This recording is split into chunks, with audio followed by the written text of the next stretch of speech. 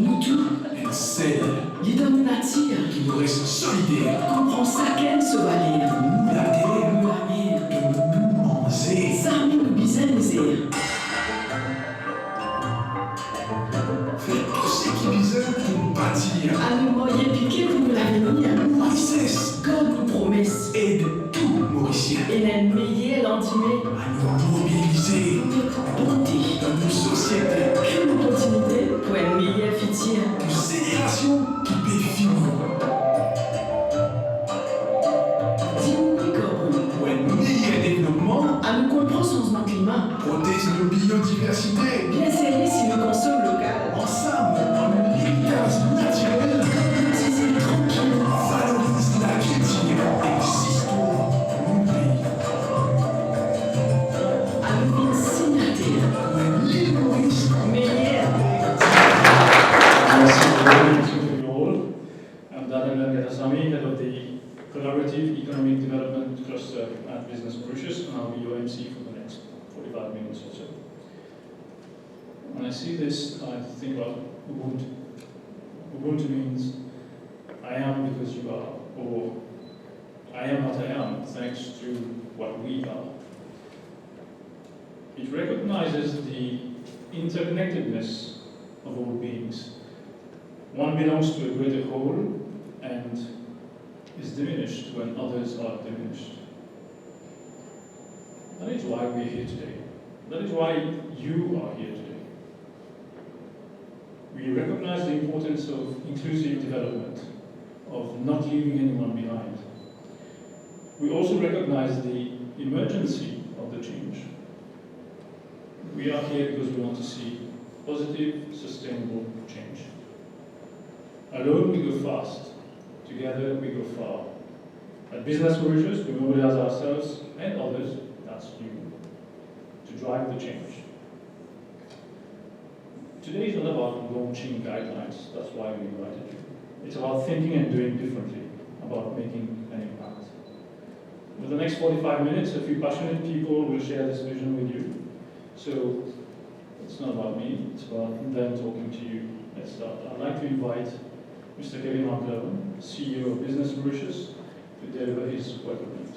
A very, very warm welcome to His Excellency, Mr. Bossasson, Vice President of the Republic of Mauritius, because particularly we know how passionate you are about poverty alleviation. And today this is the business community's response in a way to our social contract, our social pact, and we are very fortunate and delighted to have you in our midst. Of course, Philippe, everyone knows Philippe is the chairman of our SIG, Sustainable and Inclusive Growth Commission, and the forethinker of all this signature that we are today looking at. And Harold, how can we forget Harold, who has been really helping us as a business community structure our response to inclusive growth. So thank you all of you to be here. I firstly would like to present the apologies of the BM President, Mr. William Nigan, who would have really wanted to be here today to do this launch, but unfortunately is down with a very bad flu. So this gives me the floor, and please accept his apologies on my behalf, on our behalf. A couple of words, 2020 is really one of the most difficult, incredible, unprecedented years that we've seen in our near future, in our past, in fact. But I'd like to bring us back a few months ago to 2019, where Business Mauritius launched our National Business Roadmap. The National Business Roadmap was about the business community's vision of how we should see the growth of the country over the short, medium, and long term. And in fact, the key element that drove our roadmap was for better, more sustainable, and inclusive Mauritius, which is really today part of what this journey and the world journey and our own journey is bringing us to. We looked beyond GDP. We looked beyond GDP to sustainable and inclusive development. And this vision of looking beyond GDP, of looking towards sustainability, inclusive growth, was shared by the whole business community, by all the members of Business Mauritius. and particularly that of the Sustainability Inclusive Growth Commission, which voluntarily helped us work through an umbrella brand called Signature. You've seen the small clip before, but under Signature there are 5 pillars: energy, renewable energy, energy transition. The second one is circular economy. The third one is biodiversity. The fourth one is communities, and the fifth one is inclusive growth. Today, in a post-lockdown COVID-19 era, inclusive growth is probably in some ways more important. They are all extremely important pillars, but right now we feel that inclusive growth is extremely topical and important. Why? Because as we look towards the near future, as we look towards 2020 and beginning of 2021, we see that there will be much more vulnerability in our economy. And as a business community, as the business community, it is part of our duty to start thinking about it. And this is why this inclusive development guidelines come out today. It is in fact a framework using best practices, but it's a framework that will help our members, the business community, in their drive for purpose. And they will be able, therefore, to mobilize their resources towards this social contract. The guidelines is a set of very actionable set of components, of guidelines, that goes, of course, beyond financial support. We've all committed to financial support through the CSR, when the business community engaged themselves in corporate social responsibility. But then throughout time, the business community has always responded present when it was about social contracts, when it was about inclusive growth. But this guideline goes also beyond it. It goes beyond it because we look at other dimensions of vulnerabilities. There's a social contract, but we also look at persons with disabilities, we look at gender, and we look at all these dimensions that will make Mauritius much more sustainable. I won't talk a lot about it. I know that Harold's presentation is very much on these technical details, and they'll be able to give us a really good oversight of the guidelines. But I would like to say that already, whilst we've been preparing, we've been getting ready to launch, we already have 60 companies that are engaged in Signature.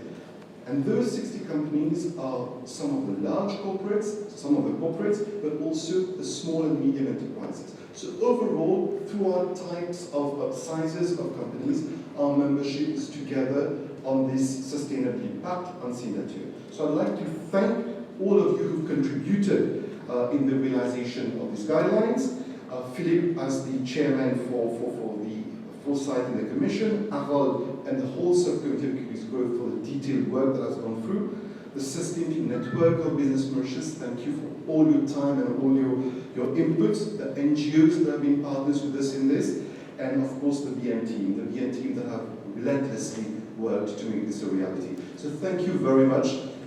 Avant de toucher un mot sur ce pacte du développement inclusif, j'aimerais saisir cette occasion pour saluer mon ami et mon ancien collègue, son Excellence, M. Étienne Saison, vice-président de la République de Maurice, qui porte, je sais, dans son cœur le bien-être de tous les Mauriciens et que tu œuvres déjà beaucoup.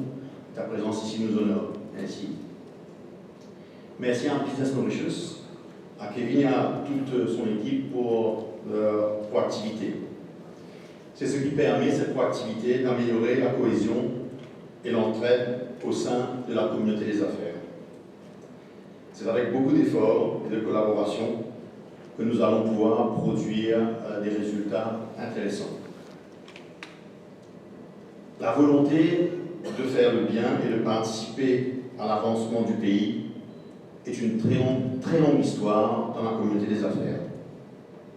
La notion de la philanthropie a pris une tournure bien différente depuis 2009, avec l'introduction des nouvelles règles au niveau du CSA pour en faire une obligation à concurrence d'une contribution de 2%, qui je pense était une chose importante et un breakthrough intéressant pour une avancée, à en dire plus forte, de la contribution des entreprises vers ces questions. Les entreprises sont devenues au fil des années plus conscientes des défis socio-économiques et du besoin de leur engagement sur le plus long terme. C'est un travail qui doit se faire dans la durée. Ce n'est pas toujours évident, j'en parlais avec Kevin tout à l'heure avant la pause, de développer un tissu vraiment qui s'installe dans la rigueur, dans la discipline et dans la durée. Beaucoup de nos collaborateurs travaillent dans un environnement déjà bien établi, que ce soit au niveau de la comptabilité, au niveau des ressources humaines et bien d'autres. Et le sujet de la responsabilité sociale et de la contribution est une dimension bien plus compliquée à réussir à introduire dans l'entreprise, et c'est en continuant d'essayer que nous allons réussir. Le développement inclusif est une condition essentielle pour des équilibres sociaux nécessaires. Je crois que notre souhait, tous ici, et les chefs d'entreprise qui n'ont pas pu être là, est vraiment de s'inscrire dans une démarche de développement durable et inclusif. Alors depuis quelques années, une bonne partie des fonds dégagés par les contributions du privé au CSA vont directement au National Social Inclusion Foundation, à NCIF, qui a aujourd'hui le contrôle d'une bonne partie de l'allocation de ces ressources. Je tiens aujourd'hui à saluer l'approche méthodique de la NCIF qui fait du bon travail, tout en maintenant notre recommandation pour un assouplissement éthique de la proportion des contributions qui sont reprises par la NCIF. Avec la baisse de la profitabilité des entreprises, nous réalisons que ça ne va pas être évident sur les 12 prochains mois, sur les 18 prochains mois, de libérer les fonds nécessaires afin de continuer à soutenir nos œuvres. Avec déjà 75% de nos fonds qui vont vers la NCIF, ça réduit énormément notre capacité d'action et je pense nécessaire de redire les convictions de Business Mauritius par rapport au fait que nous aurions aimé avoir une marge de manœuvre plus forte sur les distributions de ces contributions. Alors aujourd'hui, on est là pour parler de l'inclusion. Le pacte de développement inclusif qui vous sera partagé contient des leviers très simples et qui aident à éradiquer la précarité et les inégalités. Il y a 7 catégories de leviers qui ont été identifiées et qui vous seront partagées tout à l'heure. Elles sont simples, assez pratiques, réalisables assez facilement avec le suivi nécessaire. Toutefois, il faut être convaincu, il faut être engagé, et engagé encore une fois dans la durée. Je fais un appel aujourd'hui à tous les chefs d'entreprise pour saisir l'opportunité et d'avancer ensemble vers une île Maurice plus durable et inclusive, afin de réduire durablement les déséquilibres que nous observons dans la société qui malheureusement sont appelés à s'agrandir sur les prochains mois. Je tiens à remercier Harold Maire et son comité qui travaillent à fond depuis 2012, avant même la création de cette commission, avec vraiment une mobilisation et à apporter, je crois, de l'expérience et des changements concrets qui sont réalisables et salutaires. Donc je pense que ça sera intéressant d'écouter Harold par rapport à l'ensemble de ces expériences. Nous lui sommes reconnaissants, et je sais que tu as été la cheville ouvrière de bien des initiatives, y compris, si je me souviens bien, un jour de ton propre temps dédié par semaine à la cause. Donc, ce qui fait, je crois, bien des heures contribuées en volontariat. Bravo, Harold. À un moment où multinational et la solidarité est grandement sollicitée, je compte sur vous tous pour vous rejoindre à nous dans ce beau projet collectif. On a, je crois, bien des choses à faire et des défis à relever. Merci pour votre attention. Vu le court temps qui m'est alloué, je vais essayer d'aller droit au but. Et si je laisserai le soin à Harold de vous parler du comment la communauté des affaires peut s'engager dans la lutte contre la pauvreté, je voudrais prendre les minutes qui me sont allouées pour partager le pourquoi.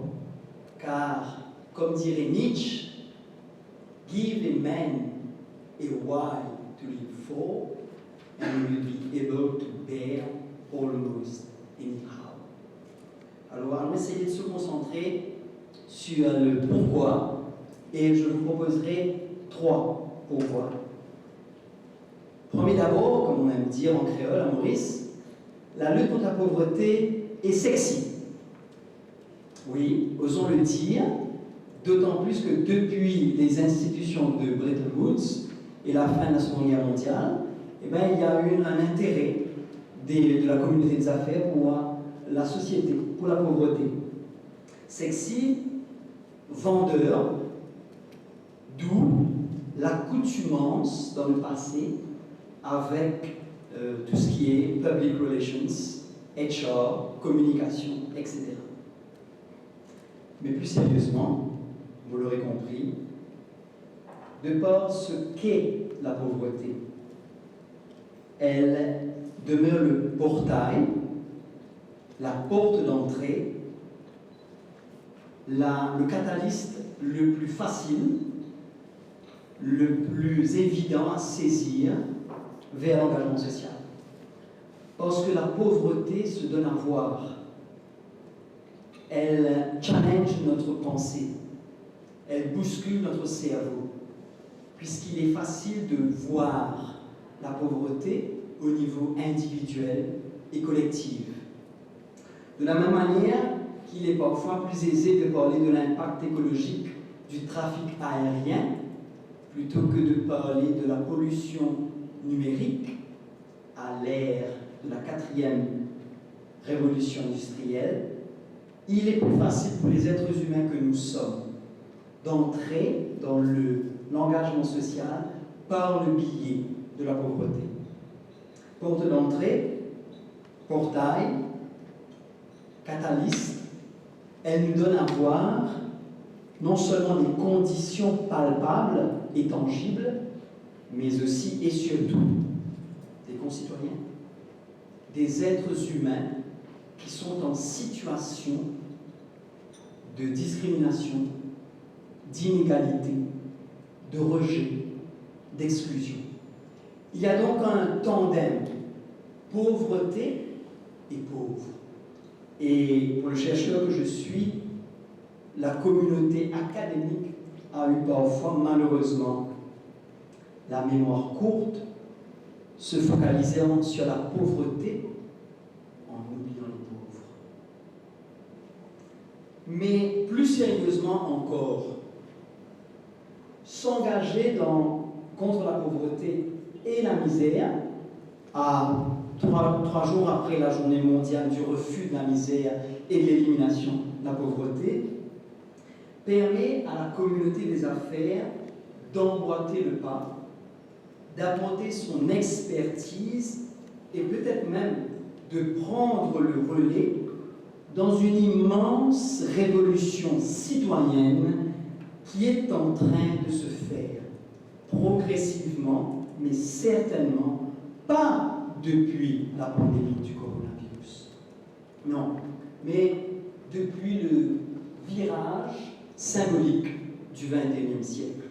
Certes, André Malraux a dit « Le XXIe siècle sera spirituel ou ne le sera pas ». Toujours est-il qu'il se trouve ici et là, dans le monde entier, des initiatives d'hommes, de femmes, de jeunes, partout dans tous les domaines, et qui sont en train de speak by themselves. Parce que, qu'on le veuille ou non, nous pouvons assister, nous pouvons voir dans cette pléiade d'initiatives citoyennes un virage des plus intéressants que le coronavirus est venu accélérer, intensifier même peut-être. Nous parlons de 4e révolution industrielle, comme vous le savez, terme qui vient de Klaus Schwab, le fondateur et président exécutif du World Economic Forum, mais j'oserais parler de révolution citoyenne en même temps. Nous avons été habitués dans le passé avec des exemples comme le commerce équitable, le tourisme solidaire, Mohamed Yunus et la Grameen Bank, mais il y en a beaucoup plus que ça. Permettez-moi quelques exemples très rapides, je vous le rassure. La recherche de Change Makers par Bill Drayton et la Fondation Ashoka, le croisement des savoirs initié par Joseph Rezinski est répandu dans le monde entier avec les universités populaires Carmonde. Toutes les initiatives citoyennes décriées dans les documentaires comme Demain et Enquête de sens, que je suis sûr que vous avez dû voir. Les recherches à Oxford du professeur Kate Raworth qui parle d'un nouveau modèle de développement économique du nom de Donut Economics. On parle de démondialisation, de perma-économie. Thomas Piketty se fait parfois un peu lyncher par ses études autour du capital et de l'idéologie, tandis que Gaël Giraud nous propose des suggestions, des pistes pour réformer le capitalisme. Et même une relecture du grand Adam Smith est en train de se faire, conjuguant sa grande œuvre Richesse des Nations avec sa première œuvre Théorie des sentiments moraux, comme pour mettre un peu plus d'éthique et d'altruisme dans le monde des affaires. Même un roi s'y est mis, Sa Majesté Jigme Singye Wangchuck, oui, c'est un vrai nom, roi du Bhoutan, qui a choisi, plutôt que d'aller vers le PIB, d'inventer le bonheur national brut. En somme, comme l'écrivent William Edgers et Paul Macmillan, a solution revolution, où la révolution des solutions est en cours avant la pandémie. La business community can't escape, nor can it be far from these. De sorte que, en boitant le pas, pénétrant ce souffle citoyen du XXIe siècle, je suis persuadé que la communauté des affaires sera ce qu'elle doit être, elle aussi militante des droits de l'humain, afin de faire que le HR, Human Resource, devienne HR, Human Rights. Mais plus sérieusement encore, et ce sera mon mot de la fin, l'engagement de la communauté des affaires dans la lutte contre la pauvreté est un must, est un engagement proactif et pertinent contre ce que je considère être le plus grand et le véritable ennemi de l'être humain et du vivre ensemble, la violence. Mais attention, pas n'importe quelle violence. La violence qui se cache, la violence qui se terre, invisible, insidieuse, pernicieuse, et qui peut gangréner progressivement nos sociétés contemporaines et multireligieuses, multiculturelles comme la nôtre. C'est pas pour rien que le professeur Joan Galtung va parler de violence structurelle, ou que Pierre Bourdieu va parler de violence symbolique. Ce n'est pas pour rien qu'ATD Quart Monde et l'UNESCO vont dire que la pauvreté et la misère ne sont ni cause ou effet de violence, elles sont violence. Si l'engagement contre la pauvreté et la misère est un portail pour la communauté des affaires, la misère et la pauvreté sont également un portail pour mieux cerner cette violence insidieuse. Violence machiavélique, sournoise, oppressante, déshumanisante, dont aucune société n'est à l'abri, si elle ne se donne pas les moyens de proposer un chemin alternatif et innovant de bonheur.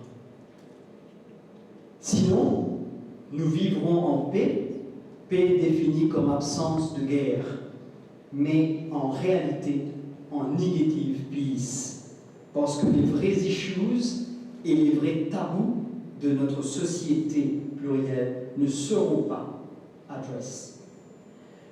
Mesdames, Mesdemoiselles et Messieurs, nous avons connu, nous, petits pays paradisiaques, dont Dieu se serait inspiré avant de faire l'Éden, dit-on. Nous avons connu en 1968 une bagarre raciale que les tabous veulent faire taire. Nous avons connu en 1999 des émeutes. 30 ans séparent ces deux faits de l'histoire contemporaine mauricienne. 30 ans après 1999, c'est 2029. J'ose donc le dire, nous sommes 20 ans après 1999 et nous ne voulons pas, personne ici j'en suis sûr, certainement pas moi, nous ne voulons pas que d'ici 9 ans ou moins, le cycle se répète. Nous ne le voulons pas et nous ne le supporterons pas. Voilà pourquoi ce grand idéal de la véritable paix, et non pas de la negative peace, nous appelle dès à présent à nous réinventer, dès à présent à nous engager. Tout Mauricien de tous les horizons, de toutes les communautés, genre, âge, religion, secteur public, communauté des affaires. Et ce que nous sommes en train de lancer et célébrer aujourd'hui témoigne de ce désir de faire société. Je n'aurai donc qu'un mot à dire. Continuons, parce que cette belle République que nous aimons, tant est en train de nous attendre. Vive la République de Maurice. Merci. Ladies and gentlemen, Your Excellency, all to the course observed. It's a very difficult task to talk after my friend Jonathan Baba, obviously. So I'm going to try to be brief but precise. When I was invited to be part of an NGO business growth committee, it was for me a very enriching experience having this collaboration with the private sector.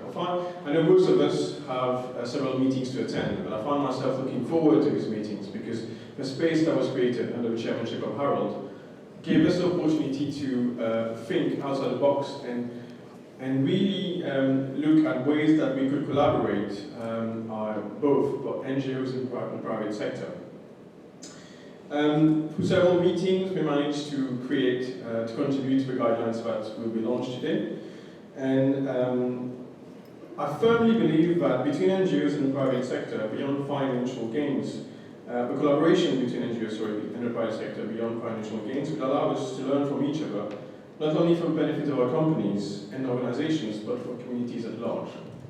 These guidelines that will be launched today will allow us to methodically synergize our efforts to have a sustainable positive impact.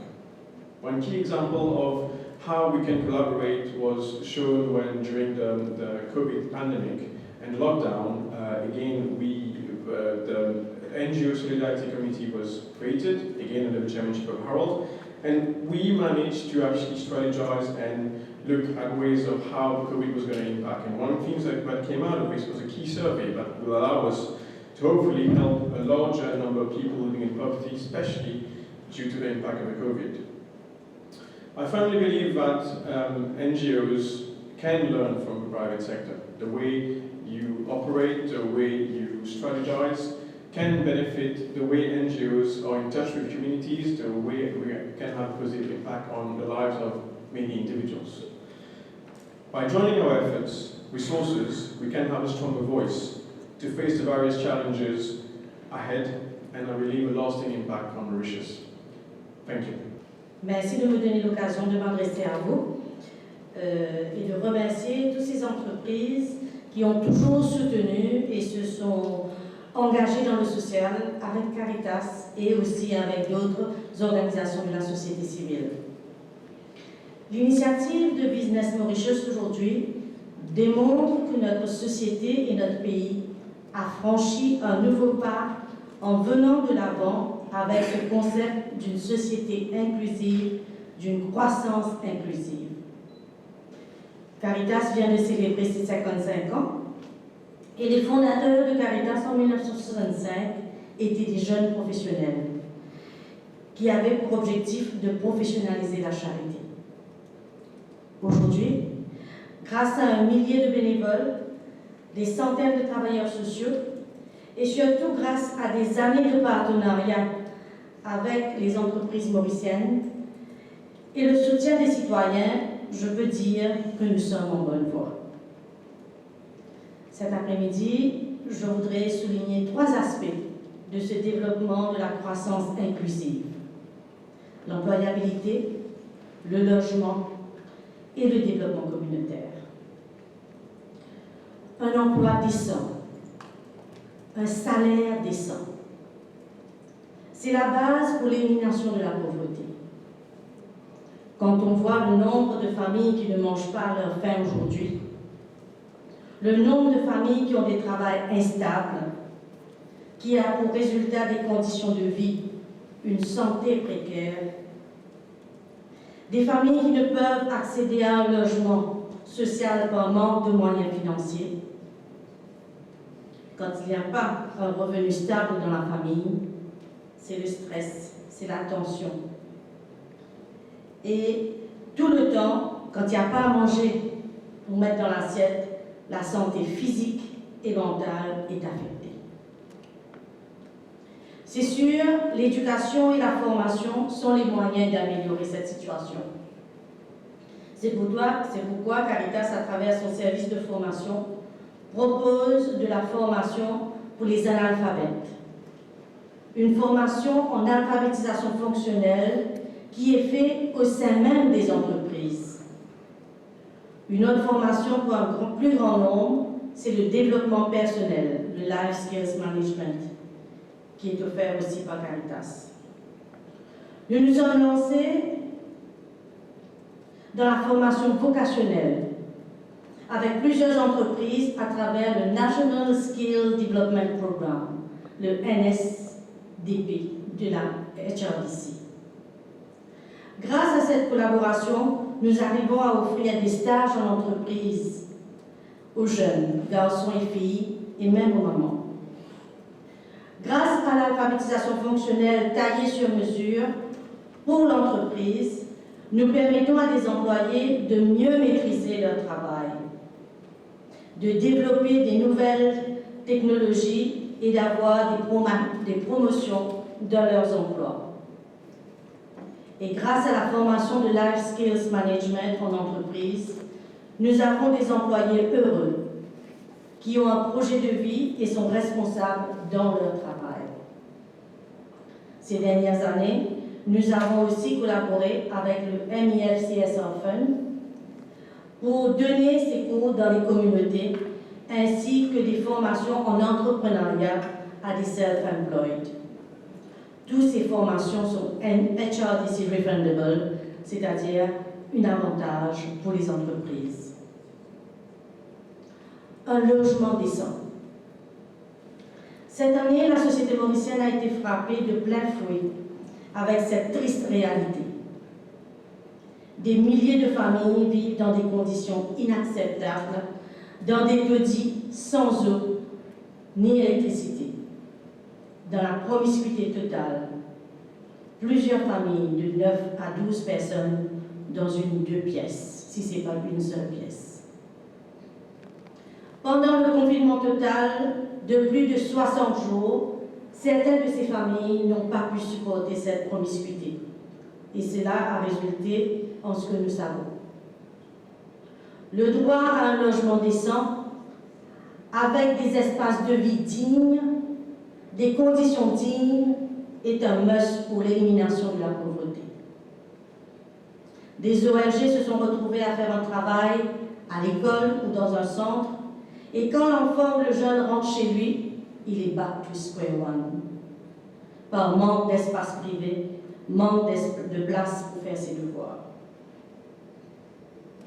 Grâce à des collaborations avec le secteur privé, Caritas a pu construire une maison de relais il y a 25 ans de cela pour accompagner des familles et avoir leur propre maison.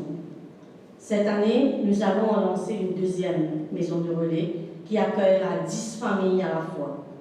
Nous viendrons frapper à votre porte.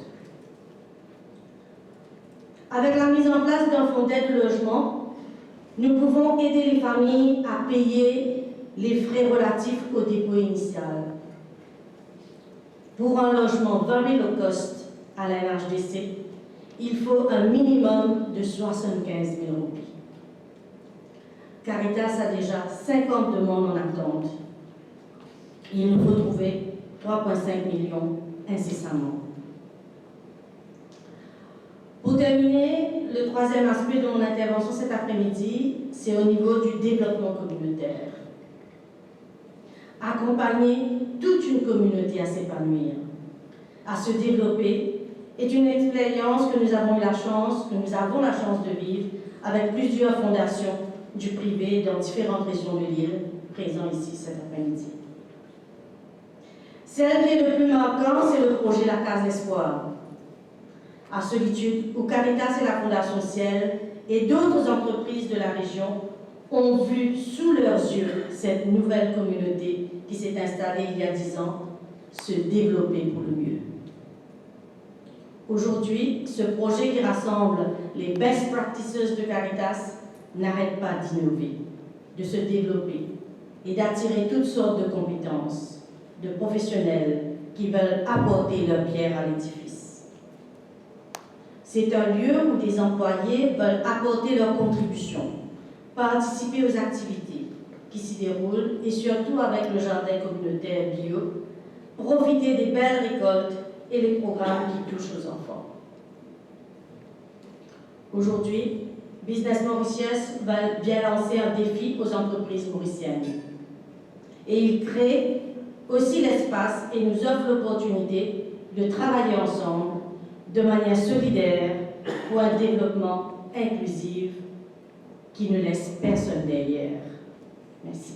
Donc peut-être avant de faire une petite présentation assez simple, moi j'aimerais parler de travail d'équipe, surtout, puisque la lutte contre la pauvreté ira tellement mieux s'il y a un vrai travail d'équipe entre les autorités, le gouvernement, le secteur privé, les NGOs.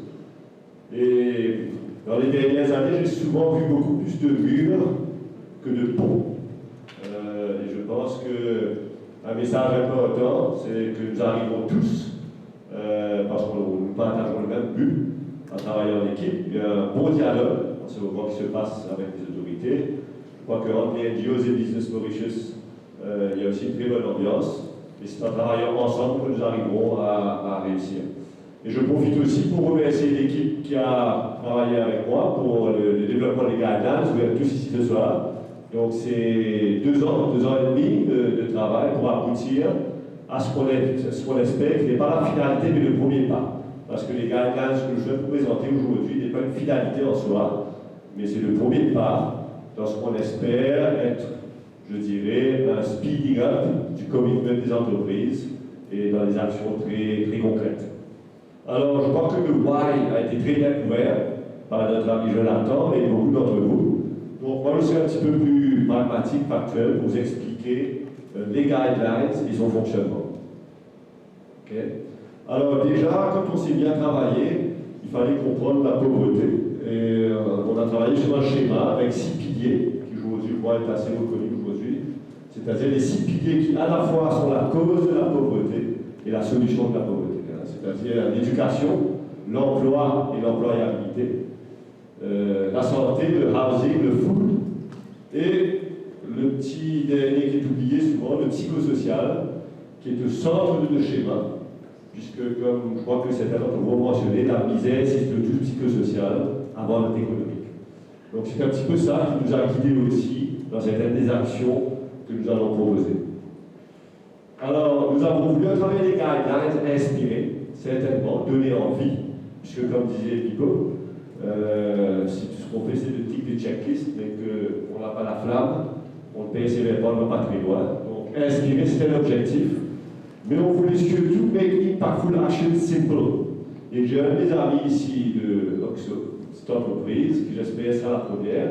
Mais c'est vrai qu'on a pensé peut-être beaucoup plus aux petites entreprises, aux moyennes entreprises qu'aux grandes entreprises, puisque je pense qu'au fond de leur cœur, tout le monde veut le faire, bien faire, mais ne savent pas où commencer et où avancer. Donc le but, c'était vraiment de créer des guidelines qui étaient simples à développer. Donc nous avons choisi 7 catégories, et ce que je vais faire, c'est de parcourir avec vous chacune des catégories sur sa philosophie, et vous donner 1 ou 2 exemples des actions proposées, mais il y en a plusieurs. Okay? Donc la première catégorie, c'est le non-financial support to NGOs and vulnerable groups. OK? Support to NGOs. Et c'est vrai qu'on a souvent associé support to NGOs à des dons. Alors moi j'ai eu la chance, avec le projet de Love Bridge, qui est un NGO, d'avoir le support non-financial des entreprises, où aujourd'hui les équipes de Love Bridge sont assis dans des bureaux à côté des travailleurs dans les compagnies et sont supportés par des équipes de HR, de logistique, des chauffeurs, de IT et toutes les choses que les NGOs ne peuvent pas faire. Okay? Et je trouve que c'est vraiment une frontière complètement différente, pas seulement de donner de l'argent, mais du non-financial support. Donc, une des mesures, c'est forcément provision of permanent office space and other amenities to one or more NGOs. Chercher dans la région et les accueillir, les encadrer.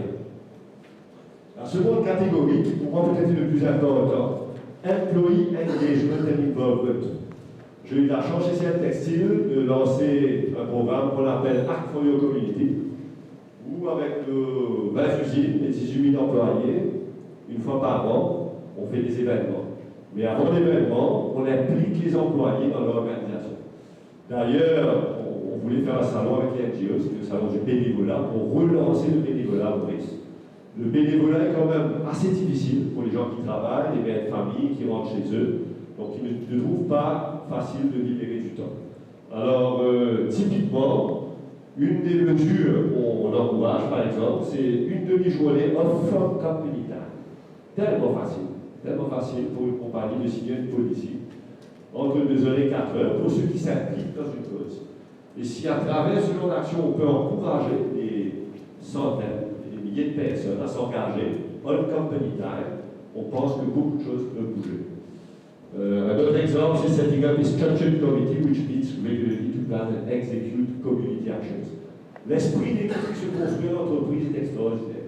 Et j'ai presque envie de dire que le payback est souvent plus intéressant que nos meilleurs projets. Donc, Employee Engagement and Involvement est une catégorie. Alors, clairement, nous faisons des suggestions, mais nous verrons aussi que les entreprises font pour enrichir, je dirais, la palette de propositions que nous avons. Okay? La troisième catégorie, c'est Support to the needy and vulnerable employees within the organization. Moi, j'ai pris conscience que ceux qui sont dans le cercle de la pauvreté sont des working poor. Ce ne sont pas des chômeurs. Il n'y a pas de chômage en Maurice. Très peu de chômage avant le Covid. Donc, quelque part, chez nous, dans nos entreprises, se trouvent ceux dont on parle et ceux qui ont besoin de soutien pour la lutte contre la pauvreté.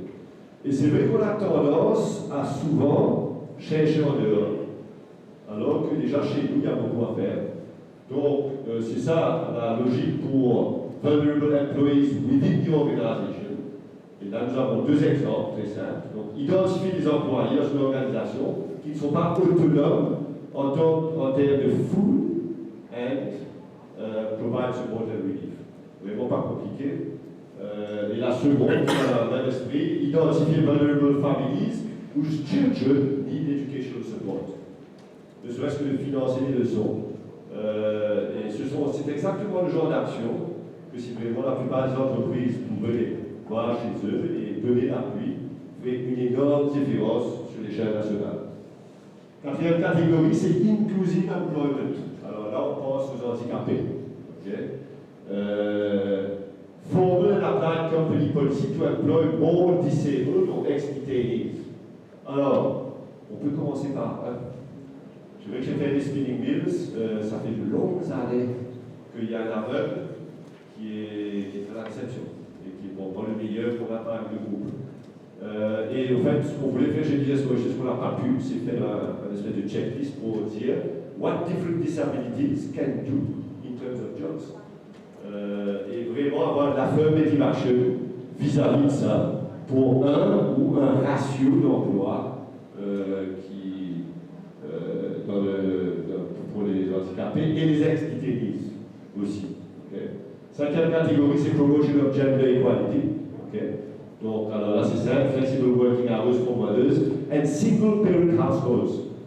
Notre expérience chez Love Bridge nous dit que 50% des familles vulnérables are single parent households. Donc imaginez une mère, 4 enfants à écoler, à couvrir, et qui doivent à côté de ça travailler et sans s'absenter, etc., etc. Donc vraiment, ça c'est une mesure qui, si toutes les entreprises pouvaient l'adopter, de facto assez rapidement, fait une énorme différence.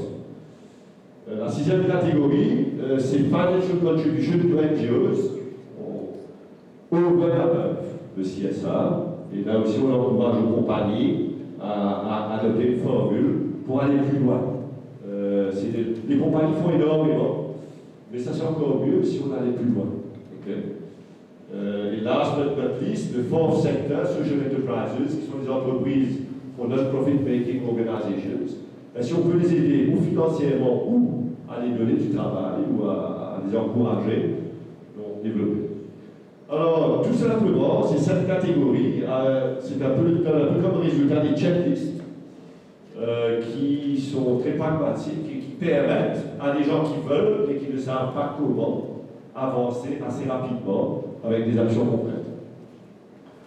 Et peut-être le dernier point, c'est qu'on vise à peu près 200 compagnies d'ici 12 mois à enroll, qui, on l'espère, vont choisir quelques-unes de ces trucs et aller quand même beaucoup plus loin après.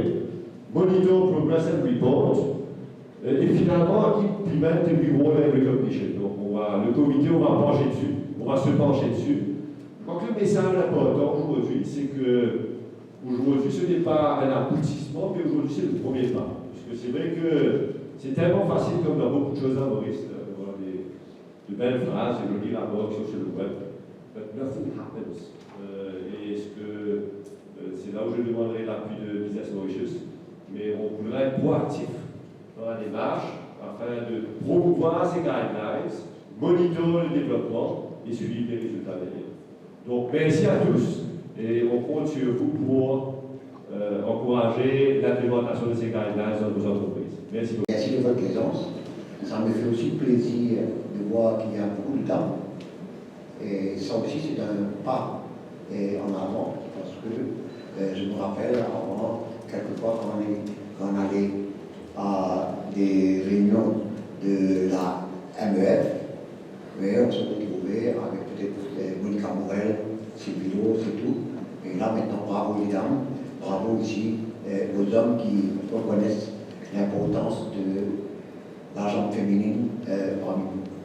J'ai préparé un discours, quelques notes, parce que c'est hier après-midi que j'ai su que j'allais venir. Et vous savez, la petite anecdote, vous savez que la semaine dernière, je crois que c'est le jeudi dernier, j'ai eu l'occasion de parler à Kevin et à Philippe, et j'expliquais un peu mon projet.